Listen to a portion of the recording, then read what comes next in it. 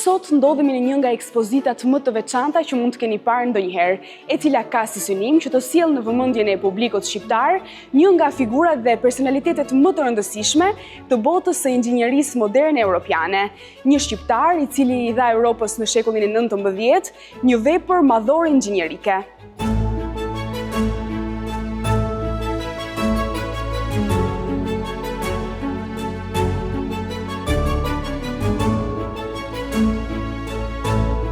Për të na prezantuar këtë ekspozit, ne do të jemi me arkitektin Gjon Radovan, i cili njëkohësisht është edhe kuratori i kësaj ekspozite. Përshëndetje, shumë kënaqësi t'ju kemi. Përshëndetje, kënaqësia ime. Atëherë, le të nisim që nga gjeneza e gjithë kësaj ekspozite. Pra, kush ishte ideja fillestare për ta sjellë këtë ekspozit në vendin tonë? Atëherë, origjina dhe shkaku, arsyeja e krijimit një ekspozit still është një profesoresh mikesh shumë e mirë e imja dhe gjithë shqiptarëve mendoj, Lucia Nadin. Është një veneciane e cila që 30 vjet hulumton në arkivat e Venedikut, me historinë shqiptare. Venediku ka pas një lidhje të fortë me këtan të Adriatikut, sidomos me Shkodrën si qytet, Shkodrën, Durrësin e tjerë. Edhe Lucia zbulon para 5 vjeç trashëgiminë e Carlo Geigs. Carl Ritter von Geiga është një, unë tham Steve Jobs e kurullave, është inxhinieri më i famshëm, më e zoti i shekullit 19, i cili ka realizuar, ka tejkaluar sfida të paimagjinueshme në atë kohë me hekurullat malore. Diamanti i tij është hekurulla e Semmering, që lidh Glocknitz me Mërcu Shlag, një hekurull malore tepër e vështirë e paimagjinueshme në atë kohë.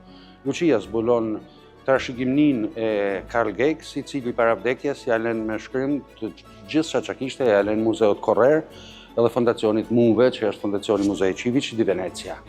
Më merr fjalën për me bën një, se dishim se çfarë do të bashim, sinqerisht fillimi thash po, para rreth 5 vjeç më herë pandemia në ndër gjëra tjera e u shny dertesh, po në 2 vitet e fundit kena punu me një intensitet shumë të madh për të realizuar këtë ekspozit, sepse unë jam i bindur, unë kam pa shumë gjanat Carl Geigs, Vjena është e mushur në arkivat e Vjenës, po janë ma tepër vizatime teknike që janë interesant për inxhiniera, për geolog, për arkitekta, por jo një gjë e tillë.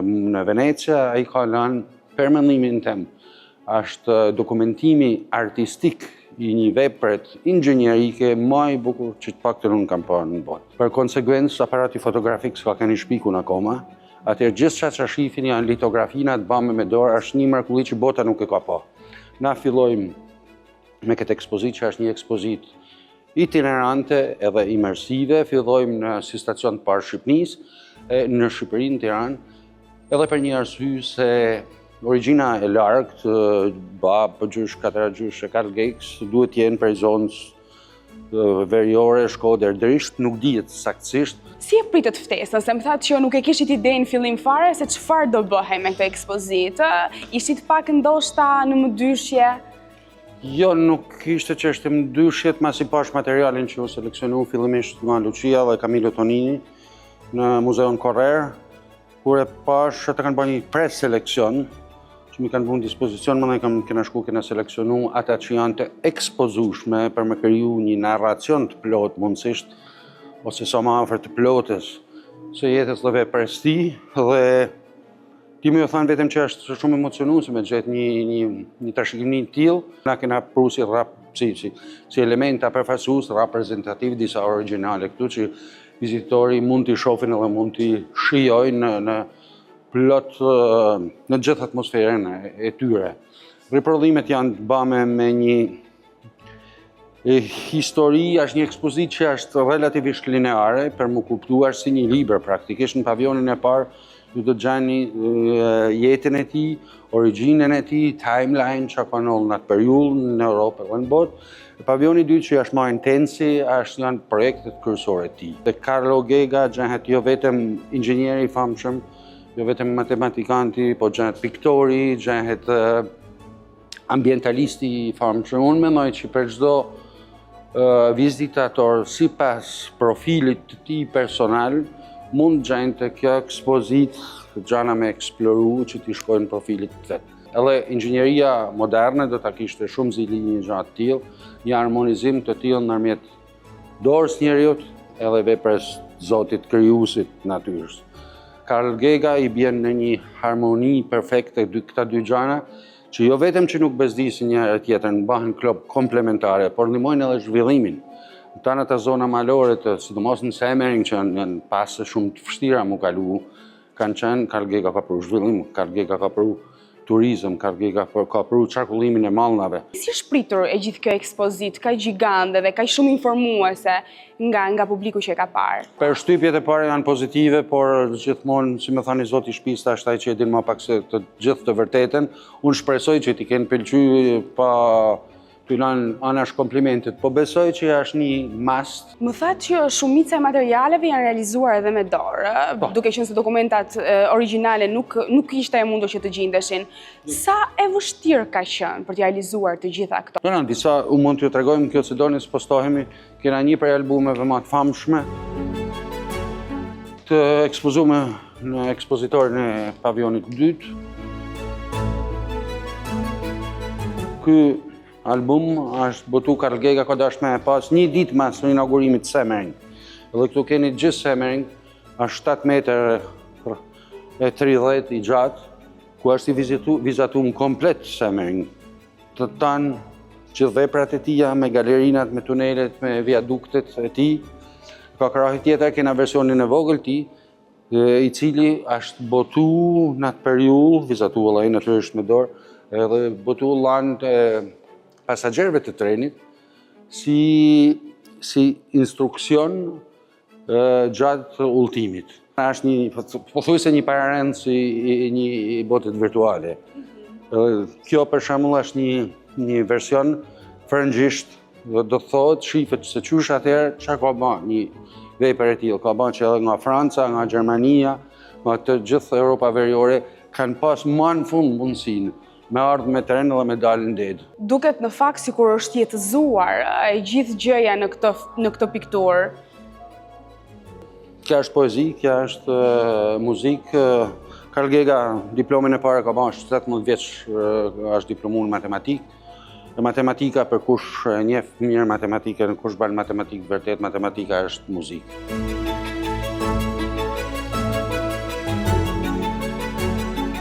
Këtu kena disa detaje inxhinierike për pika delikate, këtu për shembull kena galerinat, tunelet, shifni edhe seksionet mrekullueshme të vizatuara të gjitha me dorë. Pastaj kena një seksion të lokomotivave. Këtu për studenta o për inxhinierët mekanika është një temë vedi shumë interesante. Ndërsa këtu shohim edhe disa nga inovacionet. Natyrisht këtu i punu në atë periudhë, Karl Gega detyrohet edhe me bë instrumenta, me kriju instrumenta, me shpik instrumenta, me modernizu instrumentat për matjen e kurbave, për matjen e instrumenta geodezike. Po çfarë mund të mësojmë për Karl Gega, që është e rrallë edhe sot, është poliedriciteti i tij. Ai e shef 360 gradë botën, nuk është i kufizuar vetëm në atë fushën e ngushtë që mund të jetë edhe i mrekullueshëm, por su lidhen të gjithë aspektet e jetës, aspektet e pejsazhit, aspektet e teknikës, aspektet e impaktit social. Gjanat nuk funksionojnë edhe kur janë gjenjale, ndërsa këtu kemi të bëjmë me një personazh poliedrik, i cili natyrisht është i rrallë edhe në ditët e sotme, pavarësisht shejkujve.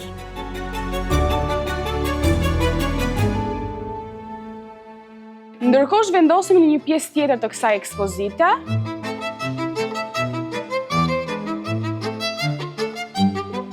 Këtu jemi? Këtu jeni në pavionin imersiv. Këtu do të përjetohet në mënyrë imersive në video mapping të Kurulla Semmering. Ndërtimi i saj deri në realizimin e saj. Besoj që është një eksperiencë interesante për çdo vizitator, edhe për arsye teknikës me të cilën ne e prezantojmë, po edhe për arsye të veprës në vetvedi. Dhe gjithë kjo është ndërtuar në bazë të vizatimeve origjinale të Karl Gegës, të cilat janë animuar mandej me natyrisht me shumë punë, dhe shumë mund.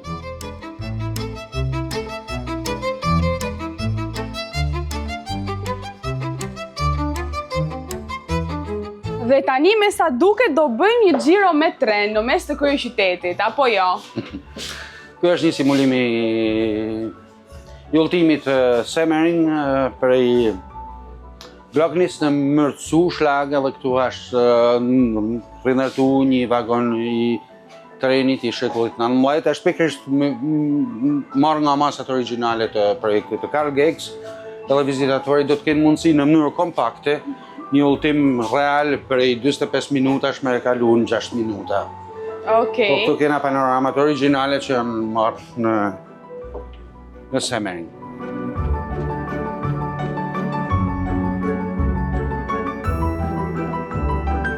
Dhe këtu ndodhemi në pjesën e fundit të ekspozitës, apo jo? Çfarë gjejmë këtu? Ka salla fundit, këtu janë ndërrimet, këtu i fillu nga diplomat e tij, të gjitha certifikatat, të gjitha medaljet që janë kushtu Carl Gex, deri te varrezat ceremoniale, në varri ceremonial i tij në Hapfriedhof në Vjenë, këtu keni edhe disa medalje, disa medaljone të bëme për ndër tij. Është një personazh që mundet me kenë model për të gjithë arkitektat, projektusat, developer, inxhinierat, 30 vjetër të kësaj epoket.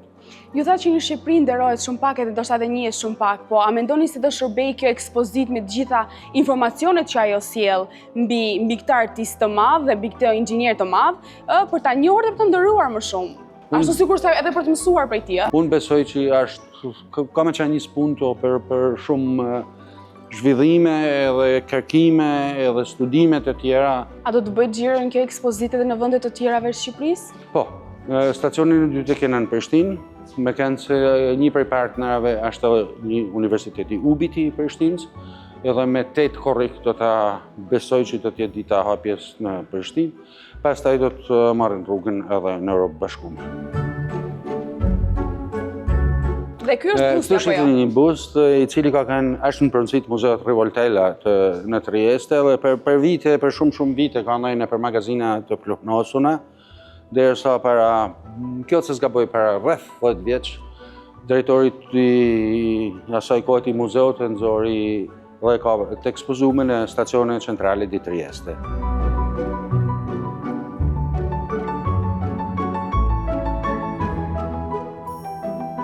Ju vetë si kurator, përveç faktit që morët ftesën, po kur pa të gjitha këto materiale, a u konfuzuat do pak me idenë që, okej, si do i rëndisëm këto tani?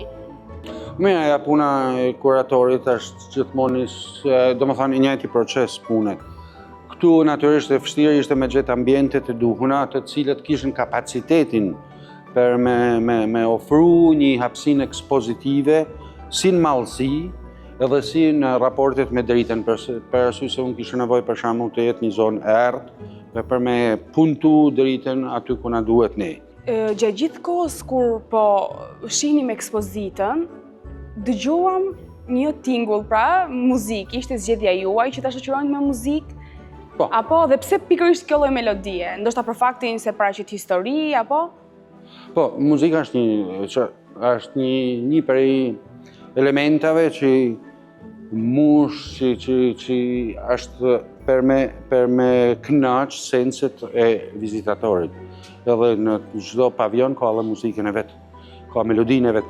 Është muzika, është sound, është gjithsesi është një efekt audio, një efekt sound i cili duhet shoqënojnë, duhet ndihmojnë vizitatorin me hi në atë mood, në atë feeling që me mujt me shiju vrojtimin e artefakteve.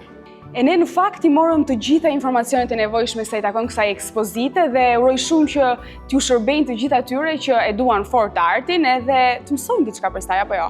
Ja, natyrisht po. Mendoj që nuk do të pendohet, ja është kohë e konsumuar shumë mirë, mendoj.